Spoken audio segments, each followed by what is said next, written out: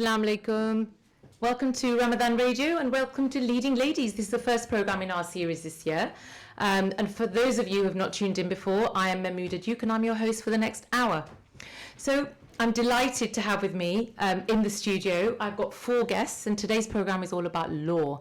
And it's not just about any kind of law, it's about lots of different kinds of law, because when people choose to do law, as a subject, what they don't realise is they've actually got a huge opportunity ahead of them, and they can choose whether to do private practice. They've got subjects to choose. They've got whether to go to the city council, whether to be crown prosecutors, and actually I've therefore got people from all of those areas in the studio with me today. So I'm hoping that today you're going to enjoy listening to my guests, and I'm going to introduce them to you in a second. What I also want to tell you is that I've got not only today, this year, we've got not a weekly program, but we're actually going to be on twice a week. So hopefully you're going to tune in, because along my travels in Leicester, I have come across many leading ladies. So Leading Ladies this is our 3rd year. And I hope that you're going to enjoy what we have in store for you today. So over to our guests. So we have, and I'm going to start with my first guest over here. I have got Glynis Wright. Hello, Mahmouda. Hello, Glynis. I'm going to say a little bit about you, if that's all right, and give everybody a little bit of background. Then I'm going to introduce my other 3 guests, and then we're going to have a little discussion about a number of interesting things to do with law. So Glynis is the founder of a specialist family law firm called Glynis Wright & Co. Family Solicitors and Mediators. Glynis is located in the city centre in the city of Leicester. She became a lawyer at the age of 40. She took a huge leap of faith when she did that, because she, having practiced for a few years, I think she set up a law firm, didn't you, Glynis? Is that right? Yes, 5 years qualified. At the tender age of 45, is that right? You didn't know that, did you? Let's be kind. Let's be kind. No, but it's really important actually to mention that Glynis did this later on, later in her career. So she's been running her law firm for about 7 years, I believe now. Is that right? It is 7 years, exactly. So Glynis has been running a law firm for 7 years, and she now runs it with a team of 18. She started off with a £10,000 loan from her dad, and she's now turning over more than £1 million a year, which is absolutely phenomenal. And I know as a lawyer that when you hit that mark, it's quite something. You've reached a benchmark. As any business person, I think when you get to that mark, it's a big benchmark to have got to. Now Glynis. Something very special about Glynis is that she has a phenomenal passion for her work. She's very single-minded, she's very focused, and she provides an outstanding service, and I think that's what her USP is. She has an all-female team, which, as a leading lady, I think is a very... We're getting a lot of support. I know, absolutely. So Glynis hasn't got any gentlemen in her team, I have to say, but Glynis is an award winner. She's actually had a number of prestigious awards of her own. But her team won a phenomenal award last year. They won the National Award for Small Law Firm of the Year in the National Excellence Awards 2018. So that's a national award across the whole of the country. And that, for a Leicester lawyer who came to law later on in her career, is absolutely outstanding. So well done, Glynis. Absolutely fabulous. Thank you. It was amazing. But not just as a team have they won awards. Glynis has won awards for herself. I mean, she's the most... You won an award for the most inspiring female leader? It's embarrassing to admit. Oh, yes. Well, you did, and It's a wonderful surprise. You well deserve that. And Female Entrepreneur of the Year. And her team also won the Chamber of Commerce Team of the Year in 2017. So they're an award-winning firm, but Glynis is also an award-winning lady in her own right. Now, Glynis takes over. Glynis is currently the vice president of Leicestershire Law Society, and she takes over as president in less than 3 weeks' time, I believe. Yes. Now, Glynis is no stranger to the local community. Glynis is a regular guest at the CKI School of Martial Arts just down the road. Hello, Ishmael. Yeah, absolutely. Ismail Bhai, I hope you're listening. Best martial arts centre there is. Indeed. And actually what's phenomenal about CKI is what they do for girls, women and girls. Absolutely. Is incredible. Wonderful. So that is right up Glynis' street and right up my street as well. She's also a trustee of 2 charities. She's a champion for women. She encourages women to take the leap of faith to become their own bosses. And we'll come to that in a moment, Glynis. I've got Naila Iqbal to my right. Naila's been a lawyer for 15 years, I believe. She is a Crown prosecutor. So she works for the Crown Prosecution Service, which is a different area for those of you who are out there listening about all the different types of law you could do. So she's one of the lawyers who spends a lot of time in court. Her job is to keep our streets safe and to ensure that anyone who has fallen foul of the law is brought to justice. So beware, Naila is the person to watch out for. Absolutely. I don't think I'd want to come across, be on the other side of you, Naila. And prior to this, Naila worked in private practice in Leicester, so she hasn't always been a Crown prosecutor, and I'll let her tell you about that when we speak. Okay. Naila is also one of the founder core members of Leading Ladies Global. She has a passion for travelling and for football. Oh. Wow. Well, it's true, isn't it? Hang on, and what should I be knowing about Liverpool and Tottenham? Is that right? Oh my God, let's not go there. Okay, all right. So we'll come to that later. Now, I also have Salma Manzoor. Salma's been a lawyer for 14 years. These are all young babies here. When I've been in the law for 26 years, it makes me feel really old. Salma's been a lawyer for 14 years. She's worked in private practice. She was the founder and director of Obiter Legal, a law firm in Birmingham. She was the founder of a CPD law training company, and she now works for Leicester City Council. So she's gone the other way, having been an entrepreneur and now works for the council. So that's going to be an interesting journey for you to share with us, Salma. And she's also now the host of Samosa Saturday, a networking forum for women. So again, another women's champion. Yeah. And finally, last but not least, I've got Zainab Zaim-Sattar. And the reason Zainab's here is that she qualified very, very recently. In fact, less than a month ago. Yes, on the 15th of April. Congratulations. So Zainab's got an incredible journey. Zainab came to the law quite late on. Yes. And she's going to tell you about her journey and about her challenges. So she was also a finalist in the recent Leicestershire Law Society Awards as Trainee Solicitor of the Year 2019. Well done. Thank you. And at the beginning of her career, I hope that she's going to share some very useful tips at this end of the spectrum to anybody who's thinking of doing law now. Certainly, yes. Her route to becoming a lawyer is a fascinating one. I think she started in 2005 when she was a Mackenzie friend, and I'm going to let her explain to you what that is and how that inspired her. So I'm hoping that you will engage with us. I'm going to give you some phone numbers now. So if you want to call into the studio, if you've got any questions for our guests here or for me, our number is 0116 212 9324. Our text line is 07450 925 084. We're on www.ramadan.fm, and if you want to email to us, it's info@ramadan.fm. And I think we're on Facebook Live as well, so you should be able to tune in on Facebook Live. Right, okay, over to my guests. So I'm going to start over here. I'm going to start with Glynis, actually. Oh dear. So Glynis, what made you come to the law at the age of 40? I wanted to make my parents proud, and although I was doing very well in my previous career, I was in local government, I was a senior local government officer. They never seemed to understand what I did. Every time I tried to explain my job to them, they said, "Oh, well, very nice, dear." And I decided that I really wanted to take on a new challenge. My son was 13 at the time. And I thought, what will make my parents proud and what will also be the best use of my skills? Because I knew that I was articulate.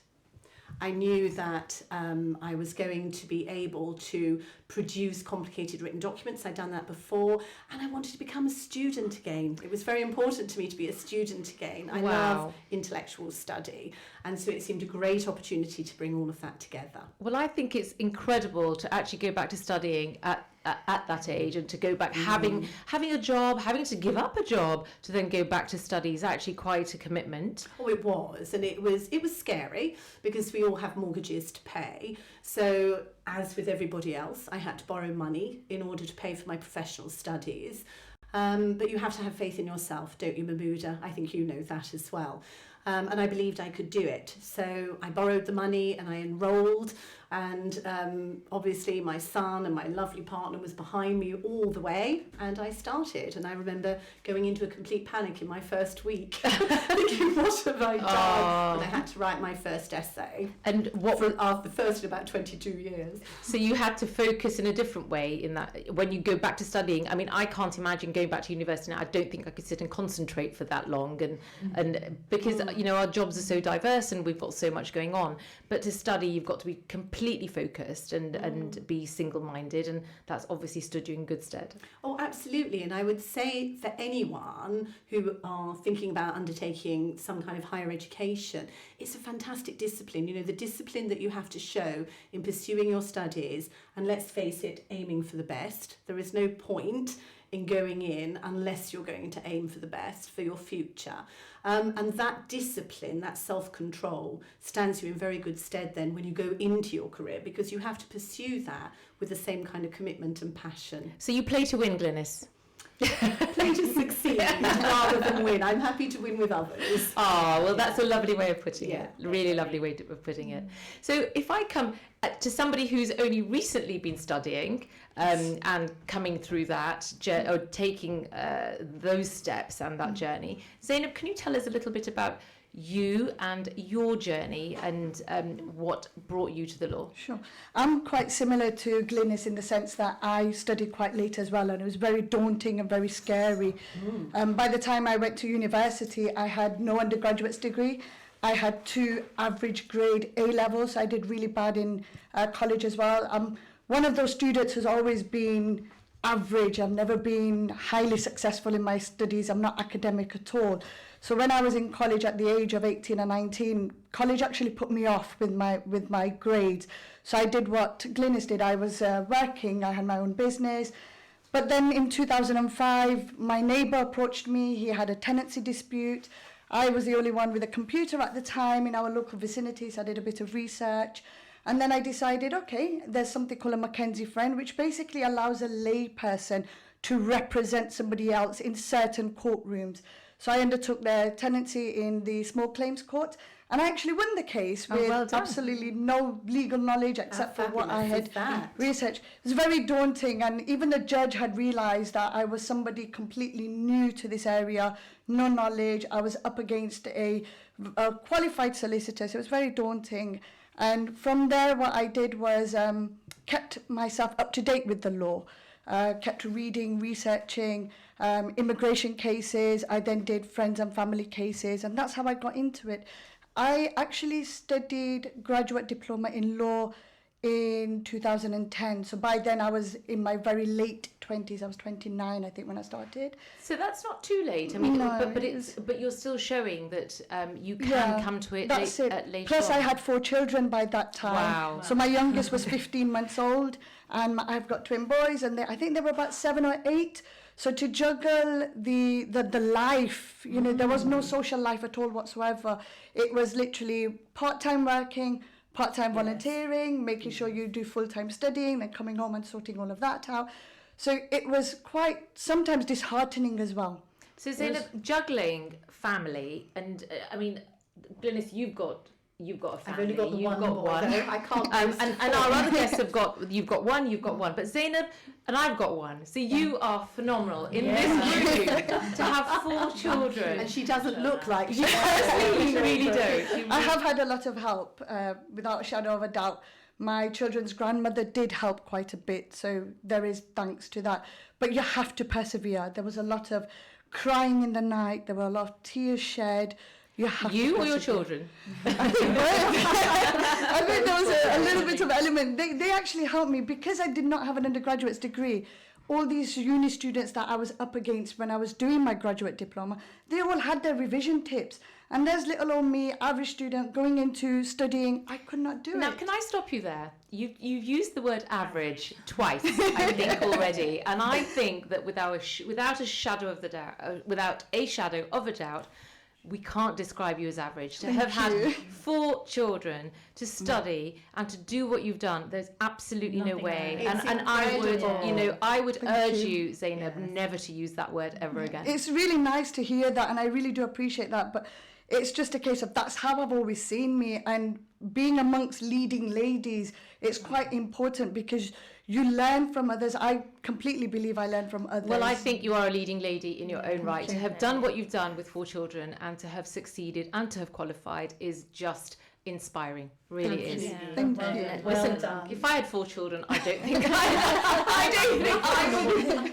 I don't think I'd have made it to being a lawyer, seriously. So anyone who's out there who is afraid, who's thinking, how would I do it with, if you've got a family and you're thinking, I'd love to do law, I would love to study, and perhaps you haven't got an undergraduate degree No, I either, don't. you haven't got that. Anybody who's out there and you've always dreamt of being a lawyer, what would we all say? Do it. Go for it, guys. Grasp it, do it. Absolutely. Don't hold back. What's Do the not- point? Yeah. And take each day as it comes. That's it. And learn from the day before and just move forward and keep persevering. But most important, have that confidence in yourself. Absolutely. Do not expect anything from anybody because it's only you who can limit yourself. 100%. That's it. And actually, when quite often we hear this thing about being empowered, and actually the only person who can empower you is you. Yes, absolutely. The empowerment comes from inside, and you've clearly demonstrated that. So congratulations, really, that is phenomenal. So before we move on to our other guests, I'm going to remind you about how you can engage with us, and I hope that you will ring in or you will text some questions through to our panel.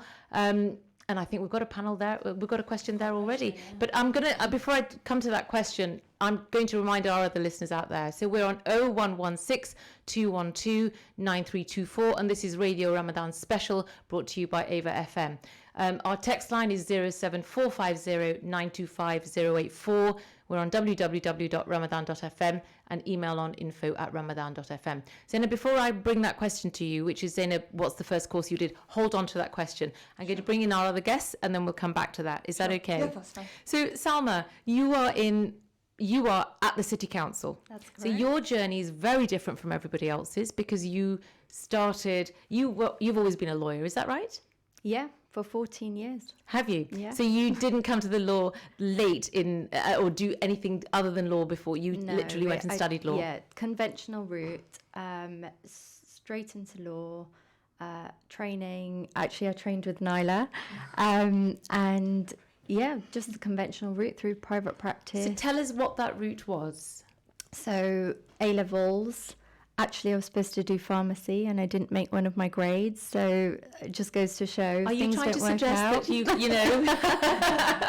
Average. Yeah. Average is not allowed. Yeah. But actually, Can't you do law? yeah, I mean, no, not at all, actually. But it just goes to show that you plan for your life to go one way. And actually, for anybody who is studying out there, just don't be disheartened if you don't make your grades, because actually now I have this other wonderful life that, you just wouldn't imagine would exist because you plan, don't you? So alhamdulillah, when you're at that was school. meant to be for you. But you Yeah. didn't realise that when you didn't get that one grade, there was Allah had a different plan for you. Yeah, exactly. And at the time, you think it's the worst thing in the world. But actually, if you give something else a chance, you just don't know where it leads you. So, So you did your A levels. You went and did an undergrad. You then That's What did you do the GDL? What did you have to do in your I did the law degree and then the LPC. LPC? Okay. And then paralegaling training. And how long were you a paralegal? Paralegal for a year, and then at the time you had 6 months that could count, so it came off your training contract. So all in all, I think it was 3 years or 2.5 years to become a lawyer after the LPC. So well done. So you are a conventional, Yes. went down the conventional route. And do you feel, you're surrounded by people who've done, got to law in other ways. Do you think there's any difference in that? When people come to it later, do you think that do you think that it makes you a better lawyer because you went down the conventional route, or do you think it makes a difference? Not at all. In fact, I think I'm just in awe because Glynis, Zainab, the experience you bring, actually, you don't realise. It's just having a diverse experience, and that all contributes actually to whatever you do, I think. And Salma, you went from, this is what fascinates me, is that people like Glynis and myself, we worked in private practice beforehand.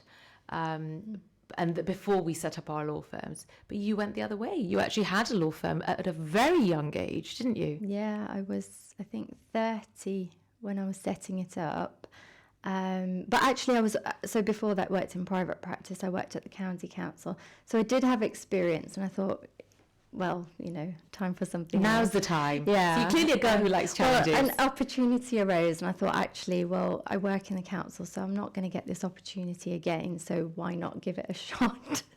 And yeah, just set the firm up and did other high street sort of areas of practice. My background was in property, but at the time it was difficult to, as lawyers, to get indemnity insurance for something like property, which is very high risk. Very, very high. And this was actually, we set up bang in the middle of the economic disaster, 2012, I think it was. So firms were actually struggling. Yeah, they were struggling. You had people going out of business. So we did conventional, we did immigration, family, crime. I had to actually put down my property skills at the time. Couldn't go into property because of the indemnity. And so set up a firm. Wow. And you did that for a number of years. Yeah. And then you decided to go and work for the council after that. Yeah. That's what intrigues me. Yeah. So tell us a little bit about that. So the firm was in Birmingham, so I was commuting. My son was 2, I think, at the time, 2 or 3, so I was there for a couple of years. So the idea was to try and set up a firm in Leicester as well, an offshoot.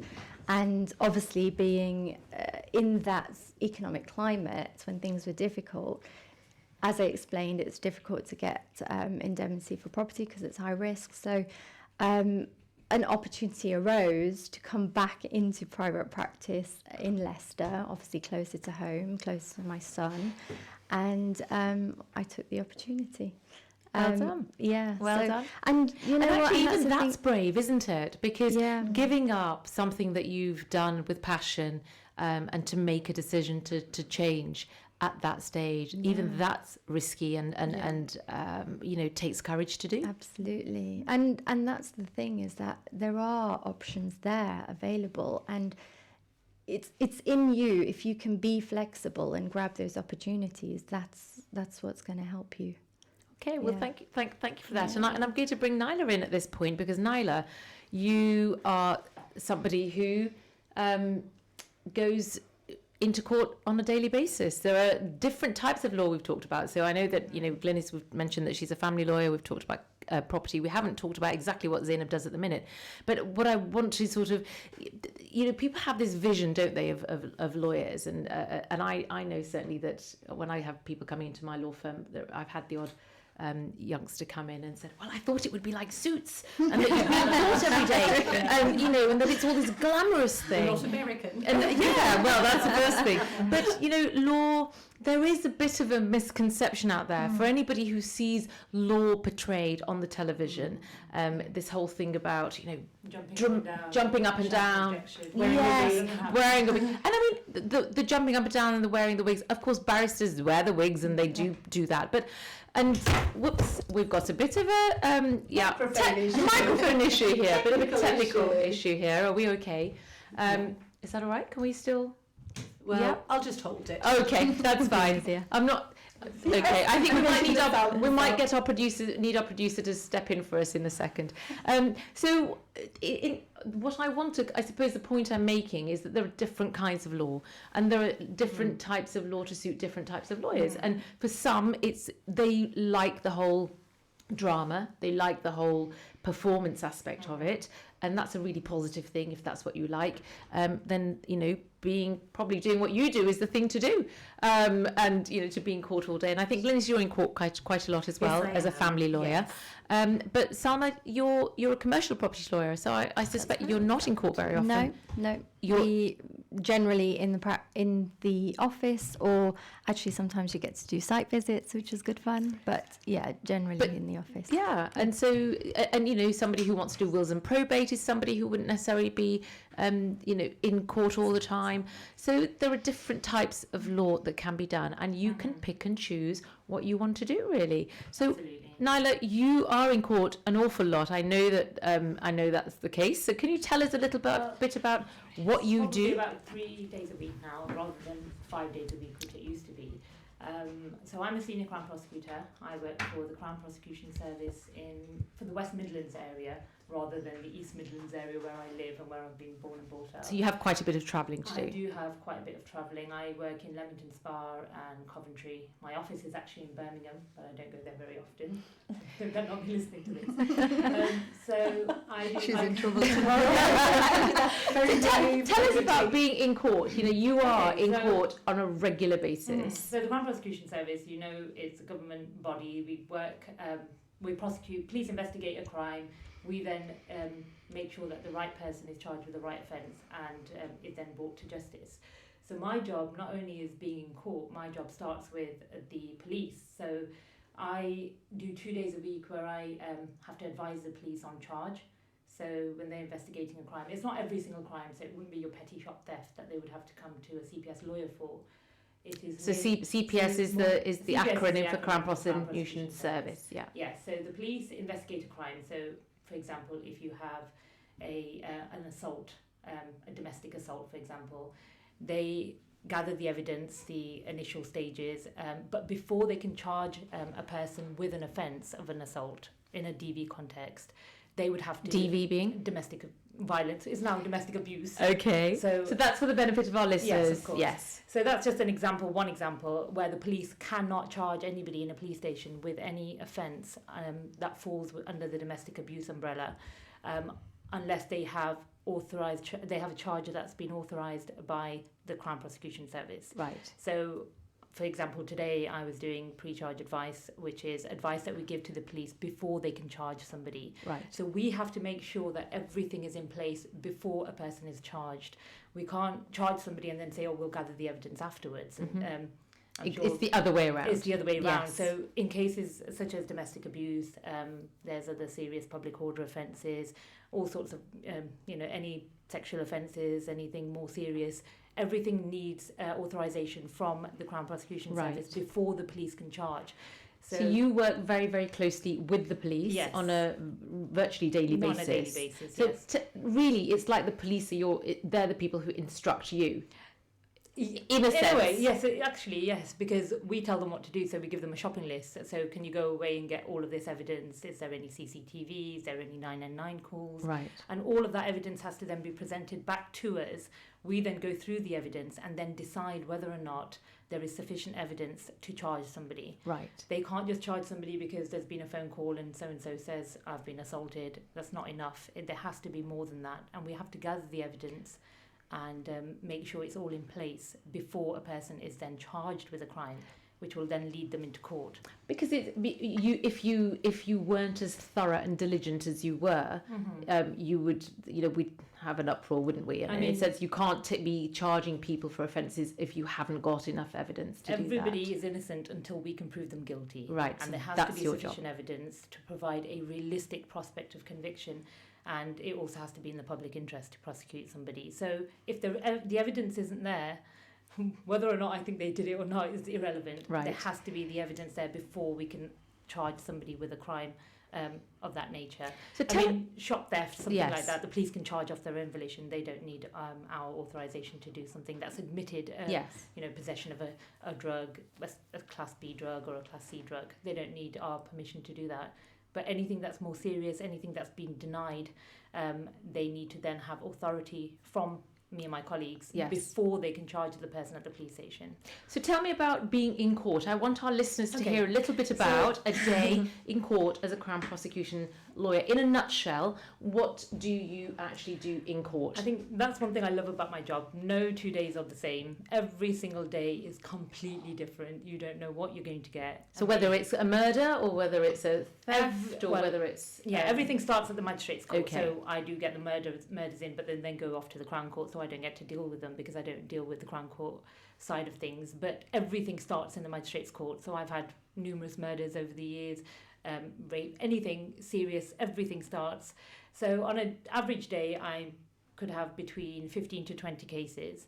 It used to be far more than that, but we've now started limiting how many cases we have. But we also have people So that have you been go to arrested. court, Nyla, with 15 to 20 cases on you could be Yeah. working through 20 cases in one Easily, day. Easily. That's So a heavy load. That's a heavy load. I could have 20 cases. So how do you prepare? You've obviously got to read and you've got to do preparation.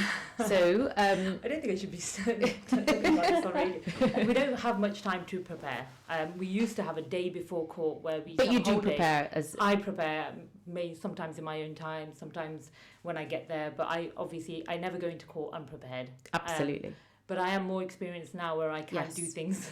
a lot lot more quicker quickly, and that comes than with other people. experience. It's This with, is it's the with reality anything. of lawyering. It Yes, is. This is the reality of And lawyering. and actually, I've seen you in operation, and Nyla can speed read, and that's a really important skill to have, and you Yes, need I it agree, because yes. the volume of documents that you have to go through as a lawyer is phenomenal. And you have to have focus as well. Correct. Because it's reading constant. Sometimes, I don't know if you get it, but I get it when I'm in court. Sometimes there's archaic language Yes. in some of the documents that you've been given. And me, I still consider myself as a lay person, even though I am a qualified solicitor.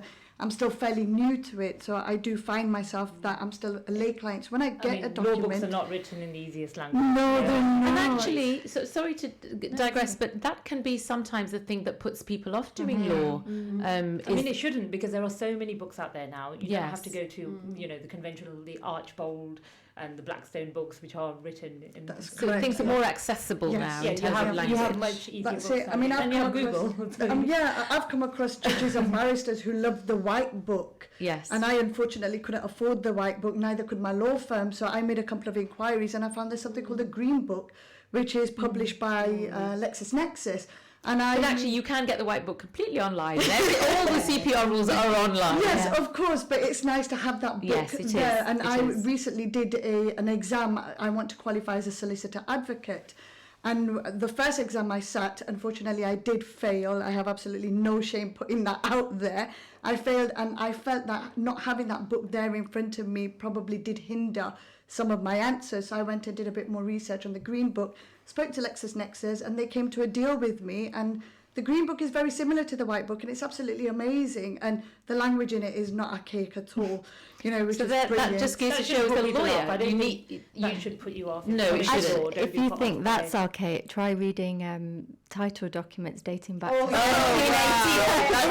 I'm going to leave that to you. It's like a different language. Doing the exam was enough for those. Absolutely. So I take my hat off to you for doing that on a daily basis. I mean, I hate looking at my mortgage deeds and forget everybody else. It's not happening. So going back to court, so you've read your documents, Nyla, and Okay. you go to court. So So I'd like our listeners to different know types of- about the experience. Is it like it is on the telly?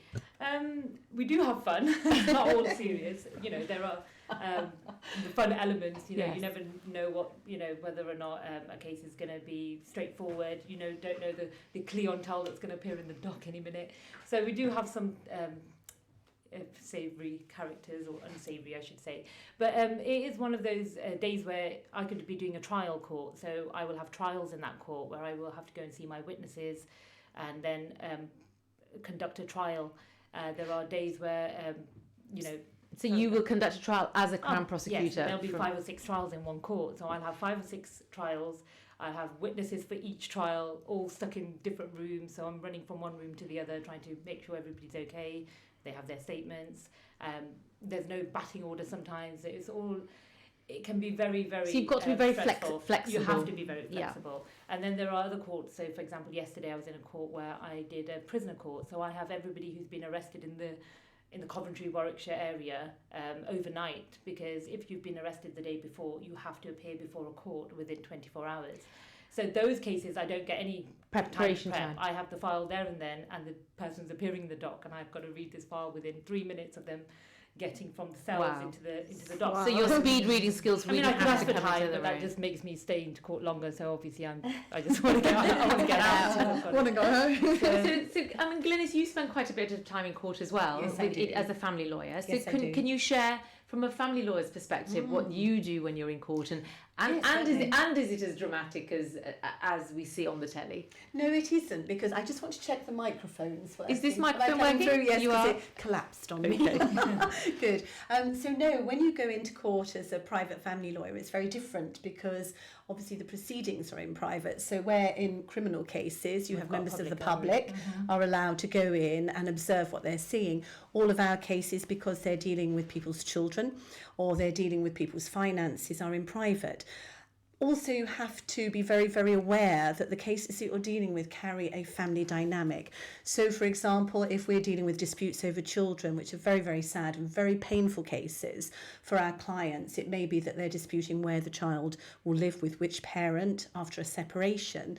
Then as a lawyer, we have to be very, very aware of the fact that we're dealing with a sensitive subject, and much of what happens at court is negotiation even before you go in to see the judge. Right. Because what you're trying to do is to resolve as much as possible. So you avoid the conflict before the judge if you can. You try to. Right. And there are lots and lots of opportunities to try to resolve it, not only at court but in between court. There are processes such as mediation that we would encourage our clients to go through, because we're very mindful that the worst place for a child to end up being the subject matter Yes. is in court Yes. papers. Finance is slightly different, because we deal with complex divorce settlements.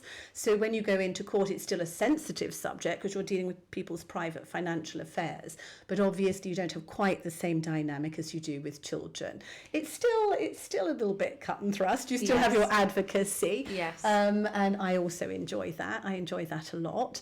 But So I think that's it's the- very different from criminal work. So that's the performer in both of you, I think, that comes out there. So again, for our listeners out there who may be thinking about what area of law they may want to consider, if you're the kind of person who wants to address a judge and speak to a judge and fight somebody's corner in person using your advocacy skills, then these are areas of law that you may wish to I definitely consider. recommend the Crown Prosecution Service if that is if you wanted to do crime. Yes. Defending, not so much. So to be a defense, yeah, because I think I lasted. I think it was one day. I lasted as a defense, as a crime defense Because lawyer. most of the romance is around defence work, actually. I was told I wouldn't earn any money in that department, so because I kept telling the client that he was guilty, and why is he lying to everyone? So, I mean, I know that when I was trained to be a lawyer, people would say, "Well, how can you defend somebody if you know that they're guilty?" And Defence solicitors, they have their instructions from Yes. their client. No clients can say to them, by the way, I'm guilty and I want you to defend me and say that I'm not guilty. No Yeah. defence lawyer is going to lie. They have their integrity Yes. and they have Yes. the rules that they Yes. have by the Yeah. solicitor to the court. But sometimes you just know that somebody is. well, I suppose one Swing. never knows for sure, but one's got one's doubts Yeah. and one's got one's suspicions, and it can be. You've got to then think to yourself, it's the rule of law at the end of the day, and at the end of the day, you've got to everyone's got to have a chance. as a Exactly. Even in my defence. job, you're innocent until we can prove Yes. you guilty, and it has to be beyond all reasonable doubt. So if Yes. there's any doubt, they receive the benefit of that doubt. And actually, And so And that's how it has to be. Yeah, it has to be that way. Yes. Yes. and you both use the word integrity, as a lawyer, and I'd come back to that as a really, really fundamental quality as a lawyer. So if we talk about again for our listeners, in terms of what do you.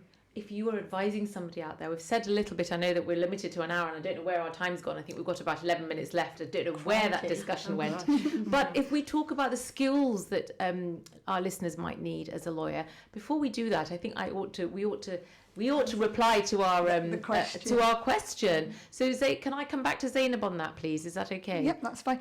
It depends upon what context they're asking me as to what course I did, because what the listeners have to remember is I've taken the completely non-traditional route. So after my A-levels, I completely gave up academia and I was working. But during that time, I did something called the Mackenzie Friend.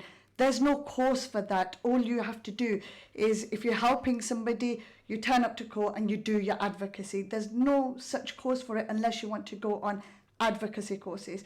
But during this time, I also was doing immigration. And in immigration, what I was doing was learning the rules myself from the internet. But then an uncle of mine actually said to me, what I'm doing I'm not supposed to. I'm supposed to have some form of qualification. And he said, if you don't do it, then, you know, I will tell on you, basically. So I panicked and I did a bit of research, and I actually found there's a lot of courses out there to teach you how to do immigration cases, how to take on clients and how to advise them. And you could do weekend courses or you could do weekday courses. It's completely up to you what level you want to go for. And you just literally Google it, immigration cases. That was training, really. But then what I did was I did the next level up. So I wanted to run my own business in a sense in terms of immigration. So I contacted the OISC, which is known as the Offices of Immigration Service Commissioner, found out how to do their courses, how to become OISC regulated, which is, I don't know if you've ever driven on East Park Road, Ivington Road, and sometimes you see it with this big worldly sign and a tick in blue, and it says OISC regulated. Yes. So that's what my firm was. Right. I was OISC regulated for 1 year. I think I was level 1. But then there was another course called Legal Service Commissioner course, LSC. And again, you can just Google that to see which area is offering those services. And once I got that qualification, I then applied to the OISC with a 5-year business plan. I created a company on a limited basis, got myself regulated, traded under that for a year, whilst also having my own manufacturing business which was like for 8 years. And then I did the GDL. And you say you're not a leading. You say you're not a leading lady. I still don't see it. I think we have to correct you there. Yeah, I really do. And then, yes, incredible. And then I did the GDL, which is the Graduate Diploma in Law. Okay. So thank you. I think our listeners will find that very, very helpful, and I hope the person who sent that message through found that useful. Sure. And I think we've heard about the non-conventional route to law. We've heard about the conventional route to law. I think, Nyla, you went down the conventional route as well. I did indeed, yes. And Glynis didn't, nor did I. So, you know, we've heard a little bit about going and doing things at a later stage. Now, coming back to the point I was making about the qualities of a lawyer, and for our listeners out there, if you're there thinking, you know, law might be for me, you might be somebody who's at a later stage in life, you might have had your family, left it late, and are thinking of perhaps going and doing law or going down the non-conventional route. What sort of qualities do the four of you think people need if they are considering being a lawyer? Glynis, let's start with you. Oh, thank you. Well, I definitely do think that you have to have intellectual abilities. I think the mistake that a lot of people make, and I refer back to Zainab, is they often think they haven't got those intellectual abilities. When they do. But they do. I would not have thought when I was 16 years old that I would end up a lawyer. I'm certainly the first in my family. I was the very first in my family even to go to first degree university. I agree, yeah. So, but you do have to understand the law, and you should be passionate about the law that you choose to do. In the end, you must enjoy it. And I would say it's the last thing I will say, apart from the integrity which we've spoken about, which is key for any lawyer, is you must have empathy for your clients. Yes. Certainly in family law, Correct. that is something that is so important. I need the ability to communicate with my clients and understand what they're going through and understand what we need to achieve together. And they need to feel you are always there for them. You are on their side. You're in their corner, basically. Absolutely. Because at the end of the day, you are the advocate for them. You are. And they are Yeah. vulnerable people. And you need who to be are- strong for them. Yes. You are their voice, and they're relying upon you to deliver their message effectively through Absolutely. advocacy. So just going on to your point, Glynis, everything you've said, I completely agree that that's everything you need. But I think also you need discipline within yourself. You need to be able to focus yourself and know when to apply your time effectively, because there will be times where you are spurring over documents and you're trying to find that smoking gun. Absolutely. You And know, it's the smoking gun, That's actually. it. And I work in civil litigation, and for example, I've been working on a case from the very beginning of my training contract, a weak case at its most, and I've been saying to my client, you need to settle, because it was weak on our point, and we're actually acting for the claimant. And then just a couple of days ago, we've passed disclosure stage, we've passed witness statement stage, and I did what they do in suits. I found my smoking gun. Absolutely. You know? Yes. And I threw down my pen and I looked up at everyone and I was like, hallelujah. Yes. It was one of those moments, Yeah. and I relayed everything back to my client. My client just sat down and he goes, forget it, I'm not settling. We're going gung ho. I'm like, no. We're still not doing that. We are still going to try and settle. Yes. And that's the key as well. Yes. Yeah, You you've got to have their best interests. Yes, at it's heart. their best interests Yeah, at heart, not but making also money. managing their expectations. That's- You can't let them dictate as well. And So that's quite important. very important point. It's how you handle your client's expectations is a very, very important skill to have. And you're absolutely right. So you as the lawyer are the person who's got to be able to consider the risks and the benefits and ultimately because and then advise them. Advise. It's not Very much so. worthwhile. And- It's and not about actually, earning money all the time. it isn't. That's where Absolutely. the Because economics when it comes goes in. right, they'll be thanking you, but the second it goes wrong, Yeah. they will be looking to So you- blame. So managing expectations is absolutely key. You're That's 100% correct, right. But the smoking gun moment is the best moment in Oh, the yes. world. Yeah. And I had that this week, and I tell you, the 10 years of the shedding of the tears and everything I had Was worth made it. that Oh, moment wow. just purely worth it. So actually, the skill that I would give is that is A, attention to detail, Yes. and B, not being that dog with the bone until you find it's that resilience of character, and that Being belief. Yes, persistent. resilience That's for it, sure. Yeah. And you must write well. Yes. And you must be able to write That's- well for yes. those statements, how you present your case in Very writing much. as well as how you present your case Uh, orally. Yes. And actually, to come back on that, I think people think you need to be able to write in, fancy, very grand language. Actually, The short sentences. being Yeah. straight Yeah. to the point, Absolutely. Yes. simple, Yes. and actually writing in a language that your client can understand. Absolutely very right. important. Very It's very important indeed. So not all the Otherwise fancy they ring you up and schmancy. say, can you explain Yeah, this? you're Yeah. absolutely right. And I Absolutely think there's a right. key skill that a lot of lay people kind of overlook as well, which is you have to be friendly. Yes. Because you Yeah. have to Approachable. That's it, approachable. Because and I think Well, actually, let me correct you there. I think you do have to be friendly and approachable, but there are times you've got to be adaptable. Yes. Because Flexible, yes. Yes, so you've got to be friendly can't and be their approachable. friend. You can't. Yeah, Yes. you can't You've be got to be their friendly and friend. approachable. Yeah. But you also have got to be tough when you've got to be That's tough. Yeah, right. it's like if Linda you- said, have the yes. empathy and the. But you've got to but balance that, haven't You you? can't let them walk over you and become their friend. But also you're fighting, and actually when you're dealing with the other side, and actually sometimes people, when you're dealing with the other side, you've got to be tough, but you also have to be friendly. Fair. And I think sometimes clients don't And understand. courteous. Courteous. They may be your opponent, Yes. but you've Oh, still God, got to be yeah. You have to courteous. do- Clients sometimes don't understand when you're being friendly to your opponent. Yeah, you have a I- rapport with them. well, and absolutely, that's and actually very that works important. well. I mean, when I'm doing my courts, obviously I'm prosecuting, I speak to the witnesses and I say to them, look, the defence solicitor is going to try and rip you to shreds in a minute, but he's only doing his job, Yes. and why can't you be harsh with them? But, you have to be courteous with them because obviously Yes. they are doing a job, they are putting on a performance for their client. Yes. And they don't mean it. I always tell them, oh, it's so-and-so, and he's really nice, actually. We get on really well, but he's going to be, Tough. tough on you Yes. today because Yeah. he needs... And it's hard for, especially vulnerable victims who are there, about to talk about what's happened to them. And it is really harsh. And this is why I couldn't do the defence side of things, because you're seeing a victim who is vulnerable, who's tearful, and you still have to put on a show for your client and... Yes.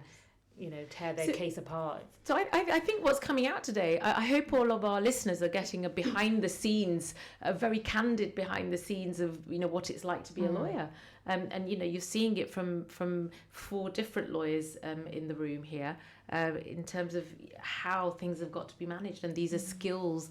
So if you are thinking of doing law out there, then these are things that you perhaps want to think about. I know most people say, oh, being in court is glamorous, etc., but it is hard work. You, as a prosecutor, especially when you've got all 20 cases or 25 cases or whatever, you have a defence solicitor who's hugging one file and walking around all day, but people are coming at you from every angle. So you've got all these defence lawyers who want to speak to you before the case comes on, the judge is about to come into court, the magistrates. You've got that pressure. You've also got the pressure of other people wanting something from you at all times. So you have to be able to juggle that pressure, and it is very pressurised I when think you're in a that's where courtroom. Mahmouda, you mentioned quite earlier, passion. Yes. That's where your About passion comes yes, in. absolutely. And with- strength, you need to that's have it. the Without ability that- to Yeah, you know, it's try and without that deal you'd with it struggle. all. I mean, Now, ladies, we've got Oh, yeah. 52 seconds left. So Okay. no, go on, Liz, very quickly, very quickly. Look at this. For women here, law has so much to offer to women. Absolutely. You know, if you're out there and you're thinking about a career, please understand as a woman, law can offer so much. Look at what Definitely. we've all accomplished. grasp it. Absolutely. So we've got 30 seconds. So I'm going to now do a closing here to thank all of my guests for being with me. Naila Iqbal, Crown Prosecution. Thank you, Mahmouda. Glynis Wright from Glynis Wright & Co, family lawyer. I've got Salma, who works for the City Council, and I've got Zainab, who Is a civil litigator. is a civil litigator. And you work for Wilson and Berry. Very solicitors, correct. Absolutely. Now, next week, I hope you will join me on Leading Ladies. Our programme is going to be health and wellbeing, and I'm going to be joined by Rosemary Connolly, CBE, Z from Z Fitness, and Mariam Pirali from Revitalist. Thank you for joining us. Thank Thank you for having Bye. us. Well done, Mahmouda.